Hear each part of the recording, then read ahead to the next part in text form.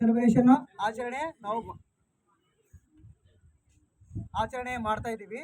ಹಾಗಾಗಿ ನಾವು ಸಹ ಯಾಕೆ ಆಚರಣೆ ಮಾಡಬೇಕು, ಯೋಗ ಯಾಕೆ ಆಚರಣೆ ಮಾಡಬೇಕು ಅಂದರೆ ನಮ್ಮ ಬುದ್ಧಿಶಕ್ತಿ ಹಾಗೂ ಮಾನಸಿಕ ಸಾಮರ್ಥ್ಯ ಅಭಿವೃದ್ಧಿ ಆಗುತ್ತೆ.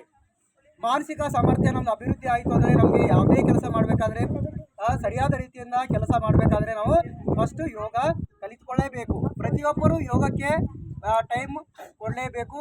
ಪ್ರತಿದಿನ ಬೆಳಗ್ಗೆ 5 ಗಂಟೆ ಅಥವಾ 5:30 ಎದ್ಬಿಟ್ಟು ಯೋಗಾಸನಗಳು ಮಾಡಲೇಬೇಕು. ಸರಳವಾದಂಥ ಯೋಗಾಸನವು ಸಹ ಮಾಡಬೇಕು. ಯಾವುದೇ ಹಾಳಾದಂಥ ಯೋಗಾಸನ ಅಲ್ಲ, ಸರಳ ರೀತಿಯಾದಂಥ ಯೋಗಾಸನವು ಸಹ ನಾವು ಅಳವಡಿಸಿಕೊಳ್ಳಬೇಕು. ಅವಾಗ ಏನಾಗುತ್ತೆ ಅಂದರೆ ನೀವು ಸ್ಕೂಲ್ ಬಂದಾಗ, ಶಾಲೆಗೆ ಬಂದಾಗ ನಿಮ್ಮ ಏನಾಗುತ್ತೆ, ನಿಮ್ಮ ಬ್ರೇನು, ನಿಮ್ಮ ಮೈಂಡು, ನಿಮ್ದೆಲ್ಲದು